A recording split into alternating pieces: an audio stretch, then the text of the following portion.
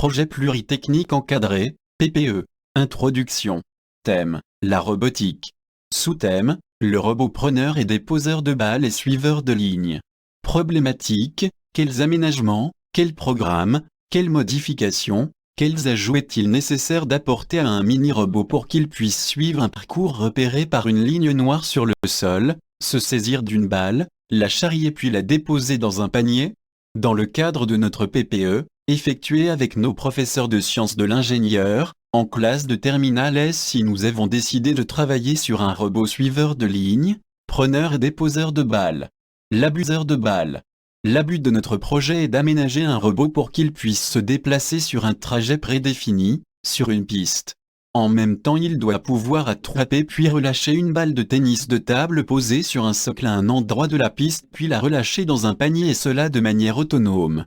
Le robot en lui-même nous est fourni, notre rôle est donc d'aménager ce dernier afin de réaliser notre projet. Ce robot preneur et déposeur de balles et suiveur de ligne a un but précis qui est le suivant, gagner le défi robot. En effet, le robot est là pour participer avec les autres robots de la classe à une compétition. La compétition est simple, le robot doit suivre un parcours défini par des traits noirs, ramasser une balle de ping-pong posée sur un socle et ensuite la reposer dans un panier et cela le plus rapidement possible et de manière autonome. Nous sommes 4 dans notre groupe et nous avons tous participé à des tâches différentes pour répondre à la problématique telle que flowcode, dessin, recherche de composants exposés en détail tout au long de notre dossier. L'enjeu est donc d'aménager en équipe un robot pour qu'il puisse suivre une ligne, qu'il soit capable d'attraper une balle sur son socle puis de la relâcher dans un panier de manière autonome en respectant bien sûr le cahier des charges que nous allons présenter. Présentation du cahier des charges du robot preneur et déposeur de balles. Spécificité du robot, la base, à équiper, est un robot programmable du commerce du type Formula Flowcode.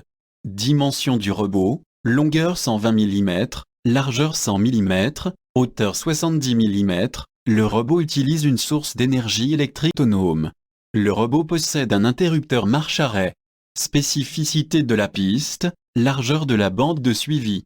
25 mm, couleur noire, le robot doit démarrer à partir d'un claquement dans les mains et tourner dans le sens horaire. Le robot devra suivre la piste sur toute sa longueur et s'arrêter à la fin, détecter et saisir la balle de tennis de table disposée au bord de la piste. Sur un piédestal disposé à 100 mm de l'axe de la piste, le robot devra ensuite déposer automatiquement la balle dans un panier de longueur 80 mm, largeur 80 mm, hauteur 60 mm. Spécificité de la balle de tennis de table, la balle est une balle réglementaire, diamètre 40 mm. Spécificité du piédestal, réalisé dans un morceau de tube électrique Hiro.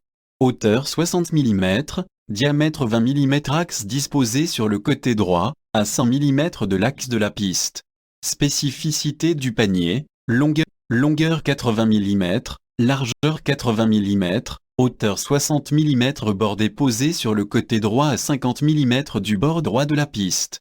Spécificité du robot, tout d'abord, la pièce essentielle de notre projet, est le robot en lui-même. Il s'agit d'un robot de type Formula Flowcode identique du défi robot.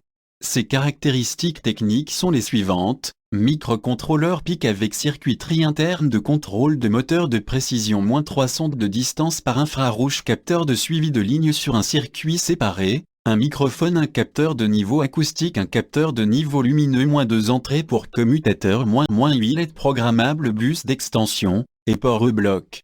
Il est doté d'une prise USB pour pouvoir y intégrer nos programmes Flowcode facilement à partir des ordinateurs. Le robot est alimenté grâce à 4 pilaires L06 1,5 V. Planning de notre projet: première séance, appropriation du sujet. 12 janvier, étude du cahier des charges fonctionnelles, première planification, répartition du travail. 19 janvier, recherche de solutions constructives, calcul des éléments en lien avec les solutions constructives trouvées, chaîne d'énergie et d'information. 26 janvier, choix d'une solution, première revue de projet et répartition du travail. 2 février, choix des composants, réalisation des dessins de définition des pièces à fabriquer. 9 février, seconde revue de projet et répartition du travail, commencement de la réalisation des pièces à ajouter au robot, commencement de la programmation du robot. 16 février, Finalisation de la réalisation de la programmation du robot. Premiers essais du programme et mise en place des composants 23 février. Finalisation et validation du programme grâce aux essais du programme sur le robot. Mise en place des composants sur le robot. 15e séance. Commencement du dossier technique. 16 avril. Commencement des fiches de synthèse. Expression fonctionnelle du besoin. Le robot preneur et déposeur de balles et suiveur de ligne agit sur l'utilisation. Le robot agit sur le trajet ainsi que sur la balle. Dans le but de suivre un parcours prédéfini, ramasser une balle, puis la redéposer de manière autonome. Diagramme FAST. Chaîne d'énergie. Suivi de ligne. Prise et dépose de la balle. Diagramme tentacule.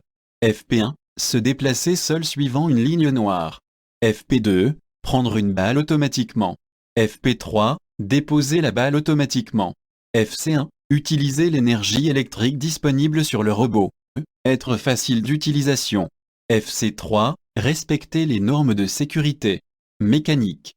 Présentation des solutions. Pour que notre robot réponde à sa fonction principale qui est de gagner le défi le robot, ce dernier doit donc prendre la balle de son socle et la déposer dans le panier le plus rapidement possible tout en suivant la ligne noire modélisant le circuit. Pour cela nous nous sommes penchés sur plusieurs solutions techniques que nous allons détailler ci-dessous. Ces solutions et expliciter celles que nous avons finalement choisies. Justification des solutions. Premier choix, ventilateur. Nous avons décidé d'abandonner cette solution car nous n'étions convaincus de la vie de l'axe de la porte au bas de la boîte grâce à un moteur électrique et un système d'engrenage.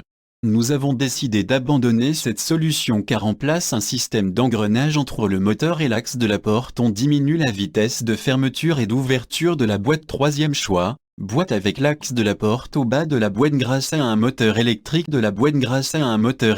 nous avons décidé d'abandonner cette solution car nous avions peur que la balle s'envole à cause de la fermeture rapide de la porte et que la porte ne fasse tomber le socle de balle. Quatrième choix, boîte avec l'axe de la porte au haut de la boîte grâce à un moteur électrique. Nous avons décidé d'abandonner cette solution car on s'est rendu compte que le moteur ne l'était pas le moyen le plus efficace pour ouvrir ou fermer la boîte. Cinquième choix, boîte avec l'axe de la porte au haut de la boîte grâce à un électroaimant. Nous avons décidé de choisir cette solution car elle nous satisfaisant au niveau de la vitesse de la fermeture de la porte. De plus, cette solution est peu coûteuse. Explication des choix techniques. Boîte, forme. Nous avons choisi une boîte de forme cubique avec une longueur de côté supérieure au diamètre de la balle, soit une longueur supérieure à 40 mm. Nous avons choisi des côtés de 50 mm qui est une taille suffisante pour être sûr que la balle entre aisément dans la boîte et une taille suffisamment faible pourrait supporter sur le robot. À la boîte a été rajouté deux éléments qui permettront de créer une liaison pivot avec la porte, comme pour la partie immobile d'une charnière, voire dessin de définition ultérieurement. Matériaux, cette boîte est fabriquée en aluminium, avec une épaisseur d'environ 2 mm d'épaisseur. Nous avons choisi cette même matière puisqu'elle est peu coûteuse et déjà présente dans l'établissement, mais dans l'absolu nous aurions voulu utiliser un plastique rigide et léger pour être aisément supporté par le robot. Porte, forme. Nous avons choisi une porte de forme carrée avec les mêmes dimensions de la boîte, soit 50 mm. Du carré nous avons rajouté un autre carré qui sera embuté avec la tige de l'électroaimant. L'électroaimant ayant une largeur de 29,5 mm, le carré rajouté mesure un peu plus que la moitié de la largeur de l'électroaimant, soit 15 mm. De plus, à cette porte nous avons fait un enlèvement de matière de forme rectangulaire, donc la largeur vaut un peu plus que le diamètre du piédestal de la balle qui vaut 20 mm et moins que le diamètre de la balle qui vaut 40 mm. À la porte a été rajouté deux éléments qui permettront de créer une liaison pivot avec la boîte, comme pour la partie mobile d'une charnière, voire dessin de définition ultérieurement. Matériaux. Cette boîte est fabriquée en aluminium, avec une épaisseur d'environ 2 mm d'épaisseur. Nous avons choisi cette même matière puisqu'elle est peu coûteuse et déjà présente dans l'établissement, mais dans l'absolu nous aurions voulu utiliser un plastique rigide et léger pour être aisément supporté par le robot. Socle, forme. Nous avons choisi un socle en forme d'équerre, deux surfaces planes associées entre elles avec un angle droit.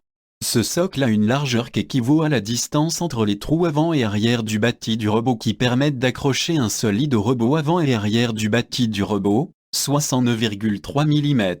Ainsi le socle